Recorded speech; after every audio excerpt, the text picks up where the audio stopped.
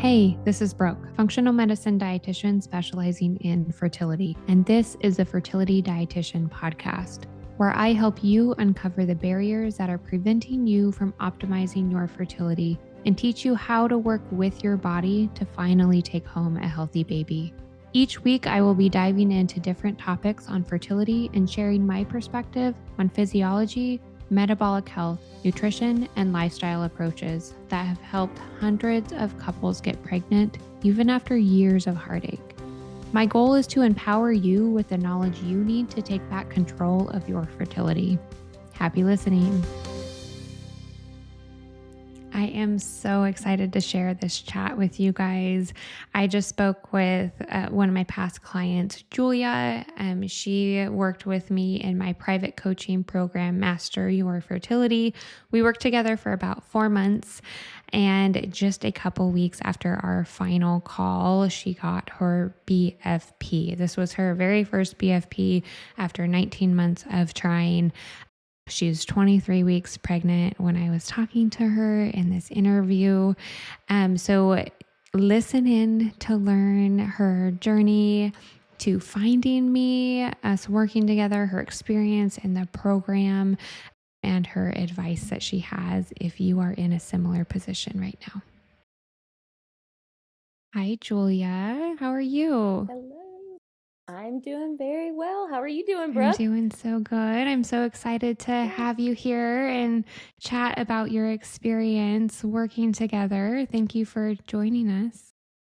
Oh, yeah. Thanks for asking me. I was super jazzed and honored when you did ask, so I'm happy to be here. Awesome.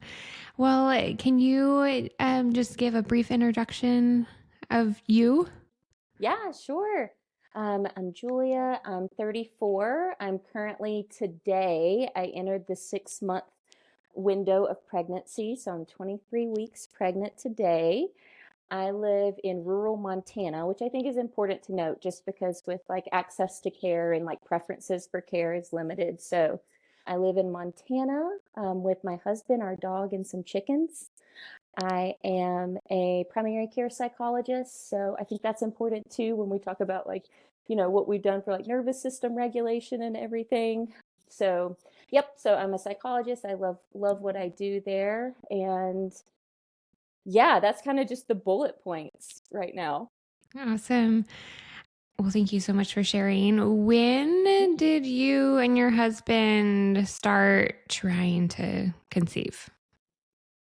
Yeah, so we started trying. I graduated from my doctoral program in August of 2022, and we started trying in the beginning of December 2022. Awesome. What did that journey look like for you at first? Yeah, so I think this is also important to note because you speak a lot to like preconception health, and May of 2022, I had went to my OBGYN and just said, "Hey, we want to get pregnant, this year at some point, and so what do we need to do to like get myself ready for that?" And the recommendation that I got was have fun whenever that time comes and take a prenatal. And so that was just in my mind. I had started in May of 2022 taking a prenatal. And then December 2022, I got off of birth control. I was on the Paragard IUD and I got off of that and we started trying. And a couple months in, I already had this feeling that like something was going wrong. It was just this weird like gut feeling. And a lot of it revolved around my period quality because I had just historically since young teenagehood had really awful periods to the point of like passing out and vomiting and heavy clotting and things like that. I knew something was off because that came back as soon as I was off of the birth control.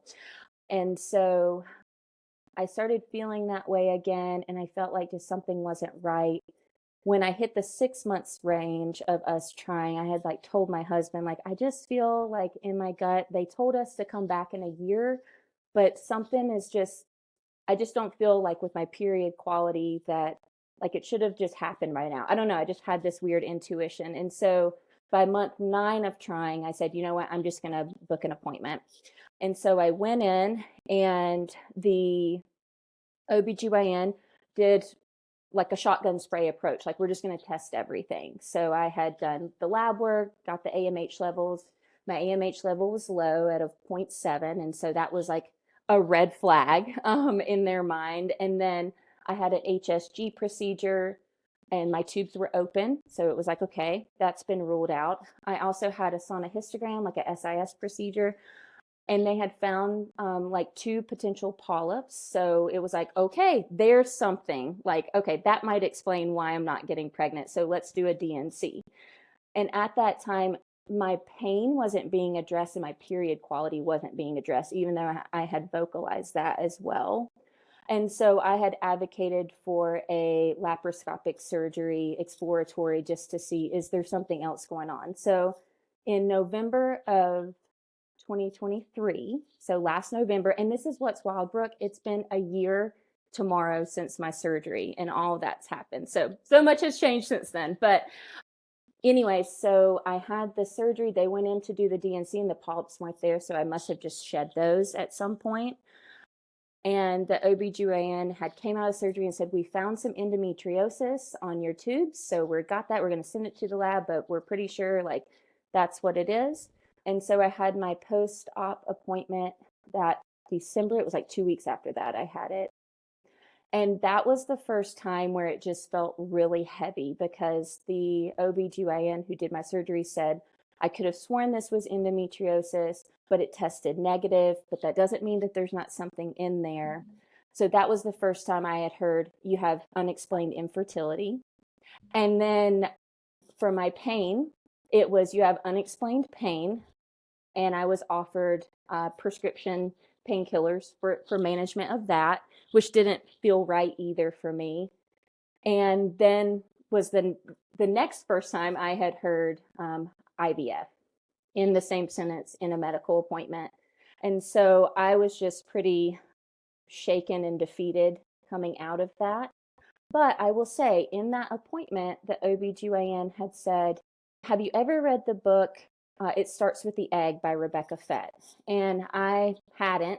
So I immediately go home, download it on my audiobooks, and I'm listening to it while I'm at the gym on the treadmill, and started learning more about like supplements and reducing toxins in the environment. And I started thinking, this seems more like the path. I just felt pulled more towards that path than going the IVF route.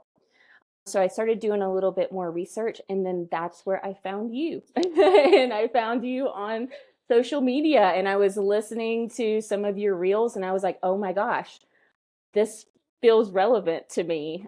And so I signed up for your program. And at the same time, just real quick, I will say, I also went and got second opinions. And when I got those second opinions, we were like a month and a half in, I think, of working together and really getting the things going. And that second opinion provider had said, this is definitely endometriosis. Like there's something going on. We really think you need a second surgery. And as soon as I had conveyed my AMH levels, like I was like, and here's my blood work. It was, I'll never forget it. It was, I can't paint you a rosy picture. Like, your time is running out, and IVF is going to be your best option. So I was pretty devastated in that, while also trying to like trust the process with the, fertility, functional medicine stuff too, like trying to navigate conventional medicine and functional medicine and keeping my options open. So yeah, that's kind of what led me to you and like the process of that. And then, we'll get into this, I'm sure, but by the time you and I had gotten through several months of work together, I was scheduled to have another surgery and found out I was pregnant that same week. So Yes. So yeah. exciting. So excited that you are where you're at right now, but definitely quite the journey to get there. You're definitely not alone. And I know a lot of listeners will be able to relate to some of the things that you're saying. You heard from past providers, everything from, just take a prenatal and try, come back in a year if you're not pregnant, and we'll go from there. And then that AMH level can just be, man, other providers can put so much weight on it. And what ended up Yes. happening with your AMH? Yes, which was so I am like researcher by trade, right? So I've got like my PhD. So I'm always wanting to know like data too.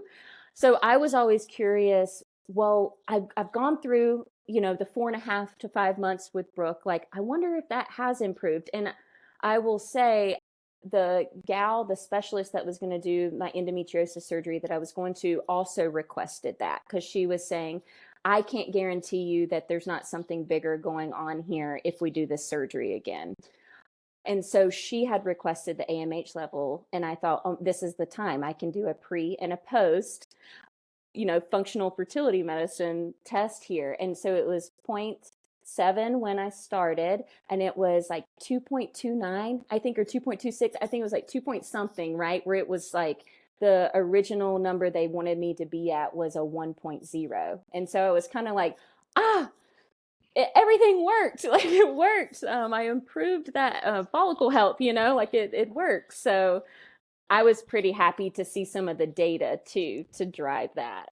Definitely. Yeah. And shortly after you got that AMH level retested, you found out you're pregnant, right? I found out I was Yeah. pregnant. Yep, literally that week. Yeah. So, for those of you listening, like, I don't put much weight on AMH ever. It is a piece of information that we use to help guide us that basically help us listen to the body and dig deeper into why it's not supporting fertility in the way that it could be. It is a hormone, it is variable, it's only produced by follicles that are a certain stage of development. But the reason a lot of fertility doctors put the weight on it that they do and basically tell you that you're running out of time if you have low AMH Mm-hmm. is because you will not respond very well to stimulation.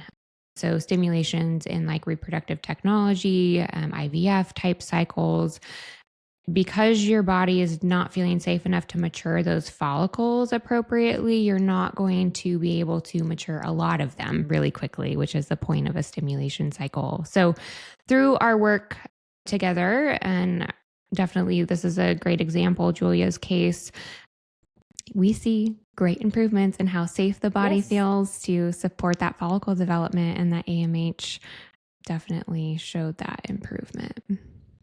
totally. And I would say even like the improvements in like my period quality happened so quickly. And even I hope this isn't TMI to share on this podcast. I think you'll probably get into this later anyways in your episodes, but like even my like cervical mucus and everything, I was like seeing so much change just after the first cycle that I think that was what kept that hope alive for me of like, if I can just double down and do this, I'm seeing the changes and it's happening more quickly than I imagined. So I think that's what the buy-in was there, right? Because I was like seeing my health improve as I was making these changes. That is so awesome to hear. There's nothing is TMI on this Yeah, podcast. I know. I was like, I figured if we're talking about fertility, we can just talk about it all. So Absolutely. Yeah. Well, just to take a small step back, what ultimately made you reach out to me after you found me online? You were looking at,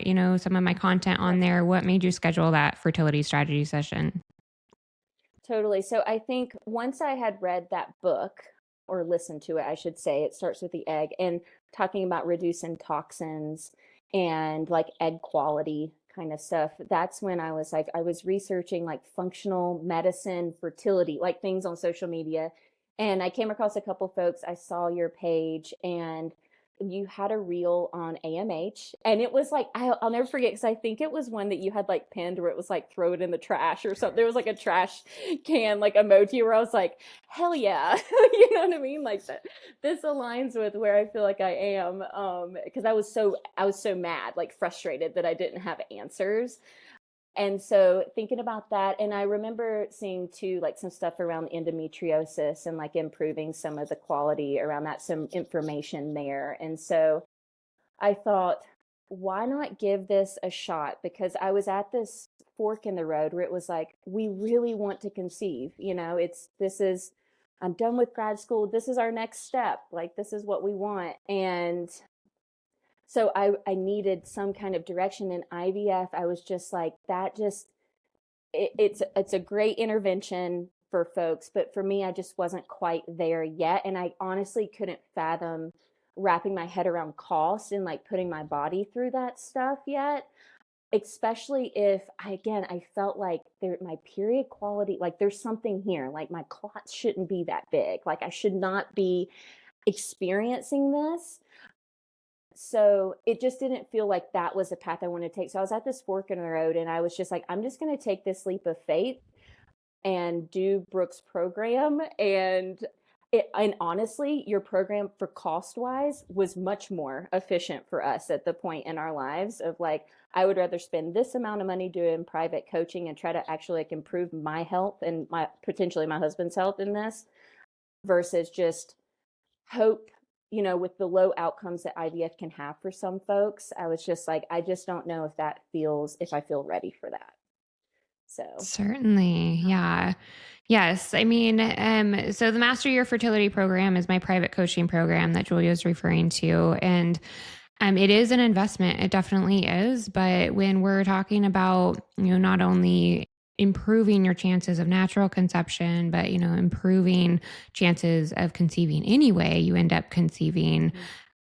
I think that investment is, you can approach it in a different way because we're definitely focusing on overall health and fertility, and the outcomes are definitely going to improve all around with that. And Julia is definitely a living example that we have of that right here. Yes, expecting her baby boy. yes, a baby boy in March. Yay. So Yeah. exciting. So we started working together like mid-February time this year. Yes. And what was working together like for you? I really enjoyed it. I think again, I was like entering this area of unknown, right? And so I think there's like this natural thing that happens around being a skeptic of like, is this going to work? Just because nothing had worked before, right? So it's like, I'm just shooting in the dark and like hoping something's going to land. And so I think what I really enjoyed right off the rip was that we did testing. And like you spent like an entire appointment with me and my husband going through both of our testing. And that's when I was really like, oh man, like when we went over like my is it HTMA, my hair test, I was like, oh, I am like so depleted. And I thought I was eating like healthy and like, but I just wasn't absorbing the nutrients. So when you were explaining all of that to me, I'm just somebody that I need to understand the why. Like, why is something not happening? And why would I be making the changes for it to stick?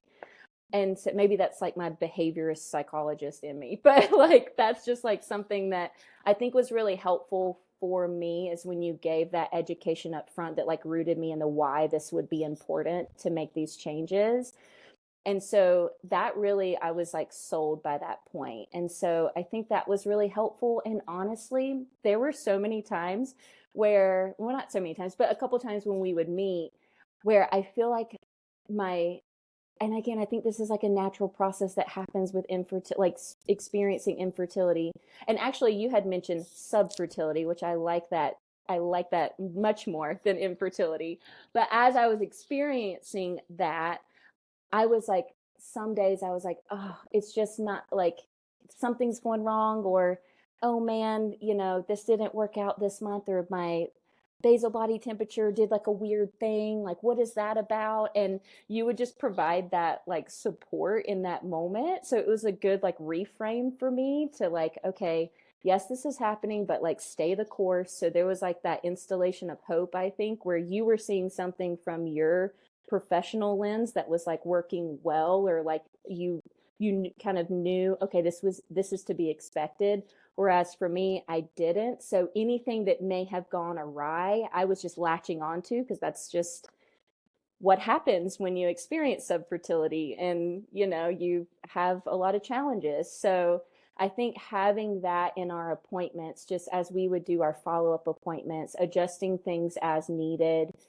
adding, like, I know we added like a turmeric supplement for a little bit more of my inflammation with endo. So like those little things I think were huge. And then that installation of hope, because you were like seeing something like clinically or conceptually from your point of view that I wasn't seeing. And so when you would reflect that, I'm like, okay. And even my husband would be like, remember what Brooke said? I'd be like, is it working? I don't know if it's working. It seems to be working. And he would be like, remember what she said? Like, this is to be expected. Like, stay the course. And so I think that was helpful too, getting to like do the appointments together with you. Yes, I love that part too. And your husband was very involved, very supportive, which is so important for a fertility journey.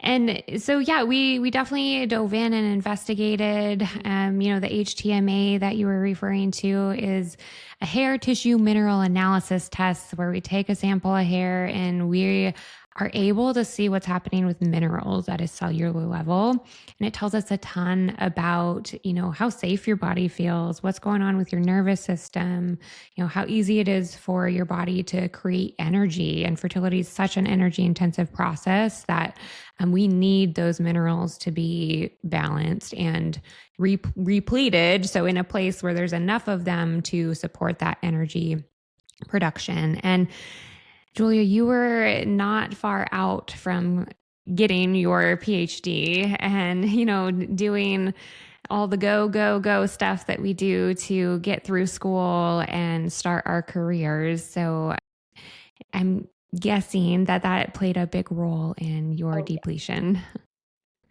totally. I mean, think about it. From 2014 to 2022, I had been in grad school.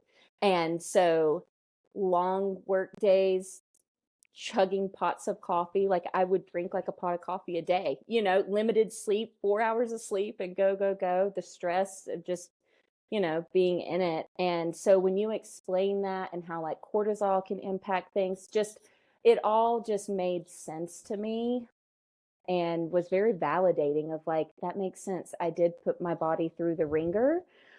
And so I need to like spend this time nurturing it because even in that process, like I had gained in our work together, I had gained some weight too.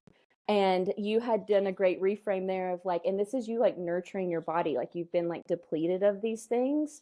And so I would take my mineral baths, and like really like dedicate that time to like self nurturance. And I think that like spiritually helped me too in the process of all of it, just because it had been go, go, go. Even in my field now, it's still a high stress field. So really putting the attention on me to like focus truly on, like, I preach self-care in my work, but doing it myself isn't always the best. So it was like intentionally being like, no, this is time for you to focus on yourself. Definitely. Yeah. And I think we get in this kind of, I don't know if I'd call it a rat race or this just idea that, we're going to go to school and start the career and then we'll be ready to have babies. And I think we collectively as a society, like Mm-hmm. forget that, we need that nourishment in order to help our bodies support that reproductive process as a whole. So what types of changes did you end up seeing during our time working together in your cycle?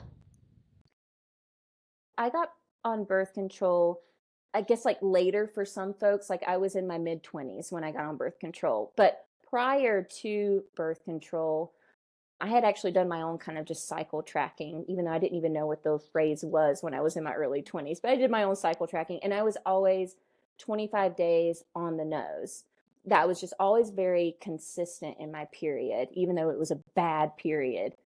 And so when we started, and I was like, I had already been tracking my period for months and months because we had been trying. So it was kind of hitting a little all over the place. Sometimes I would have 24 days or 30 or 27. It was just, here and there, but not outside the like abnormal range. It just wasn't consistent like I used to have. And so when we started, I saw it go down to, it was like 27 and then it went 26. And then those final 2 months, I was hitting at 25. And I was like, wait, that's like that's my normal thing. And at that time, it all kind of corresponded with all my other symptoms improvements that I was experiencing. So one of the biggest things I think kind of more immediately after the first cycle that I saw was a reduction in the clotting, because I was having some pretty big clots, and those were getting, and they were really dark.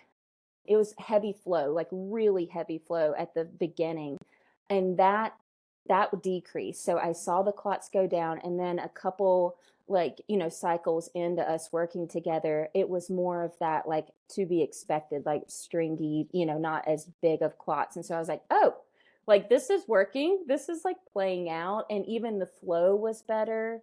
And my temperatures, like, I was tracking with the basal body temperatures, and I wasn't really seeing much of that, like, expected rise that you would see to happen. And then those final two cycles, that's where I really saw, like, wow, progesterone's like really rising as it should. Like, I learned so much through doing all this. Like, we don't learn this in school, but here I am, like, throwing out terminology just because I learned this from you. So but I saw, like, my temperature staying high, which was a good indicator. I know you had mentioned, like, I felt like you were close that, second to last month, and then that last month I ended up getting pregnant. So I saw the changes in the temperature. I saw the changes in just the clots that I had.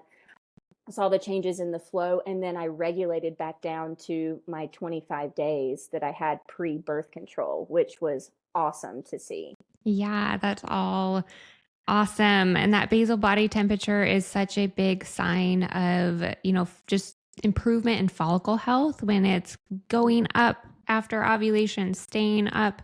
We are improving egg quality. And that's such a cool data point to be able to see as you're Yeah. making changes as a whole. You were having some pain around ovulation too, right? Oh, yes. I forgot about that. Yeah. How could I forget about that? Because that was so painful. It's because now I'm pregnant. I don't have the symptoms. But yes, that was a huge one. And I had never, so pre going on birth control, I didn't ever remember having ovulation pain. Like, I never knew when I was ovulating.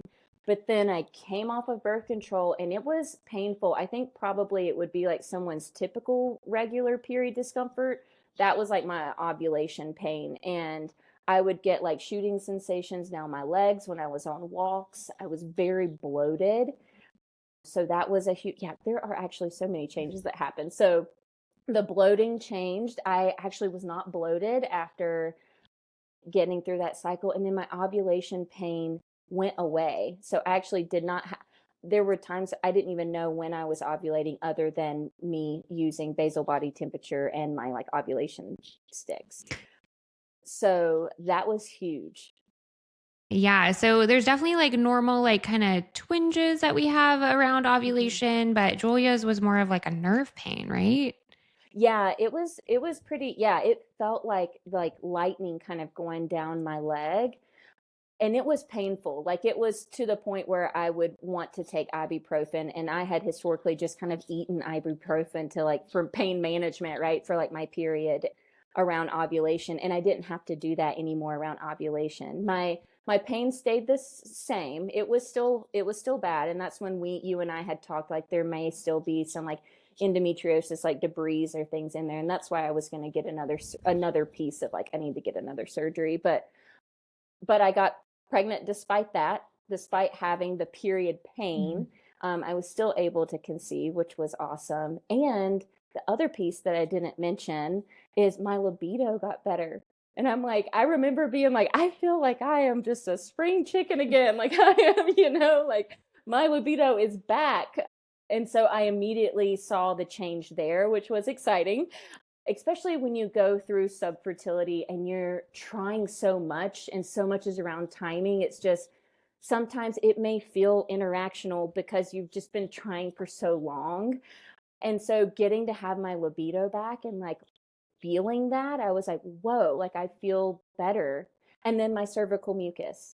That was the other, so many big changes, but my cervical mucus, I remember too being so much better. Like, I was having so much more than what I had. And I was like, oh my gosh, I feel like I'm in my early 20s again, not my mid 30s. So, yeah, so lots of changes. All good things, really big green flags of, Yeah. fertility and healthy ovulation and good egg quality.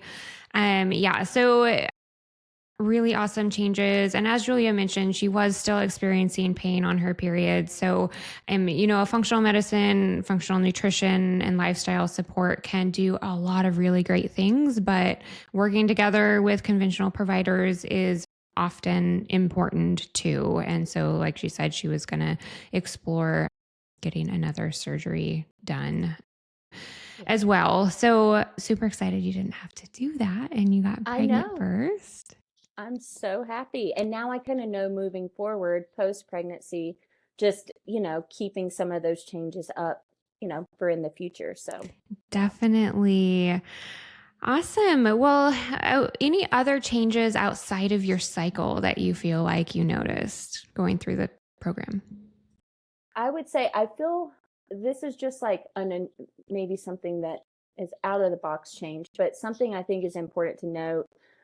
Like this, I feel like a privilege getting to say this of like the relationship with my husband changed. Like we were just in this and invested together. And I think going through that, it's such a stressful time and a lot of unknowns. And sometimes they don't know how to support you and you don't know what you need to, and so getting to do the private coaching with you, with him present, and like hearing those changes that were happening and being able to like have conversations where he's like in the know, I think was really helpful and transformative for our relationship too. And I honestly, if I, I feel fortunate to have such a supportive partner that was in on this and was just like, we're going, like he ate all the meals I ate and stuck to the plan just as much as I did.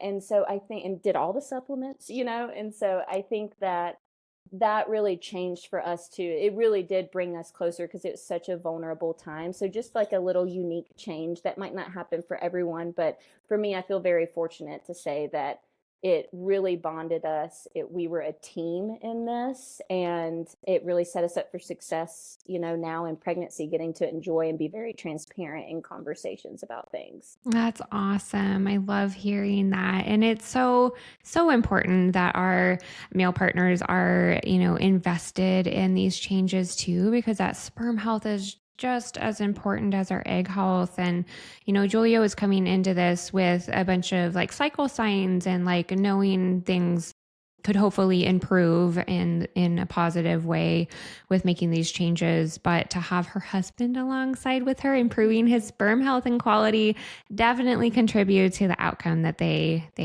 were able to get with this healthy Yes. babe they have on the way. Yes. Yay.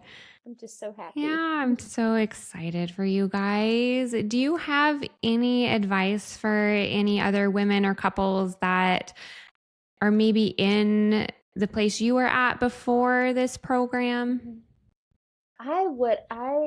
When I heard, when I was, I guess, in the first kind of phases of acknowledging and accepting that like I'm experiencing subfertility and like these challenges, you know, you, like, I started my own like private little Instagram where I could like follow some of the pages around like infertility and functional medicine for these things. And so I think that was really helpful because it helped me kind of drown out the noise because I'm in my mid 30s and folks are announcing that they're pregnant and you're wanting that so badly too. And so getting to just kind of drown it out and like focus on that was helpful for me. I had to do that in moderation some, but I don't want this to sound like everything's going to be okay because when you're in it, it can feel like it's not okay. And I 100% relate to that. But I would say that, like, you truly are not alone. And so when I found your page and other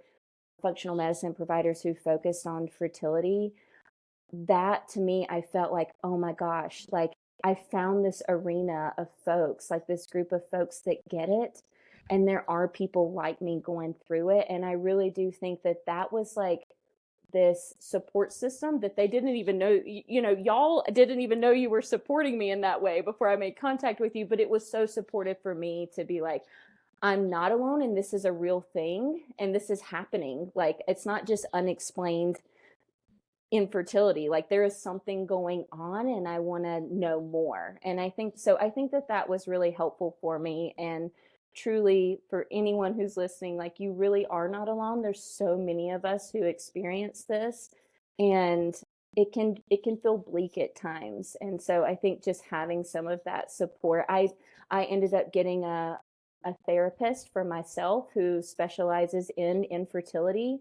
And I think just having that space with somebody who, quote, kind of gets it, I think that was really helpful for my like mental health as well. And so beefing up that support as much as you can. Even like, I'm in rural Montana, so it's just me and my husband. We don't have a bunch of support or a bunch of, friends, a crew here. And so I really was kind of alone in my everyday experiences. So finding that however you see fit through support groups or therapy or like your, social media page, whatever is helpful, I think just kind of kept the wheels moving for me, that like, this is a real thing, and there are things that we can do to like target it. And like my husband would say, is like, just stay the course. Like, this takes time. You are seeing some changes maybe if you like go this path, but it's still going to take some time. Just like, stay the course. So those would be just some pieces that I would offer. That's also helpful. And you're so right. There's so much support out there. And because you're definitely not alone, so many other women and couples are going through fertility challenges. Our modern day world, unfortunately, is not supporting our fertility very well. But there is absolutely support. So advocate for yourself with your providers. If you're not jiving with your support team right now, that's okay. Find some either additional providers to add to your support team or new ones altogether. There's definitely a variety of, thankfully, virtual options available out there too, as we worked virtually. Yes. Yeah. So no matter where you live in the US, at least we can definitely make that work if your resources are limited, based on location as well. So any other last thoughts about your experience in the program, or any last words of wisdom for other couples that are currently trying to conceive? I would just say, trust your gut, like women's intuition, like you have it. And if you're getting news that doesn't sit well, or it just doesn't feel like you have like the supportive, providers or whatever, like, trust that gut. Because I felt like that's really what really catapulted me in this direction, was I just tuned in of like, maybe I go against the grain and not just go 100% what they're saying. This is the next step. Maybe I just like take a moment of pause. And if it's not feeling right for me, let me think about some other areas, to pursue. And so trust your intuition, trust your gut, and you have to stay the course. That was like my motto, is like, just stay the course. And it so paid off. So we Yeah. worked together for about 4.5 months, and you got your BFP, Big fat positive, and I will never forget it. I hit my knees and was just so floored and so happy. And it was weird because it's like, I kind of knew it the night before. I didn't want to get my hopes up. I had like some implantation bleeding that happened before, so there was a moment of doubt, of like, oh no, my period's coming, brace yourself for the pain kind of thing. But it ended up being implantation bleeding because I got my positive, and there was just this like peace. I don't know, that sounds kind of cheesy, but like, it really was a thing that I felt of like, I think I'm pregnant. And then I ended up testing, and it was true. So It's that intuition. You knew. it's the intuition. Yeah, totally. Oh, I'm so excited for you and your husband. And thank you so much for Yes. sharing your experience here. Yeah, thanks so much, Brooke. I really, really appreciate it. And I will keep spreading the word, because I think this is such an amazing offering for folks, even if they're not able to do the private coaching, even just like following your page and learning, ways to help. I'm just so appreciative. So thank you. Thank you. Thank you for listening to this episode of the Fertility Dietitian podcast. If you enjoyed it, please leave a review to let me know what topics you want more of or less of. If you want to keep learning, subscribe at Apple Podcasts, Spotify, or wherever you listen to podcasts.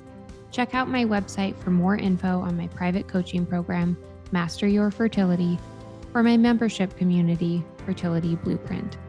And don't forget my digital store. Come say hi on YouTube and Instagram. See you in the next episode.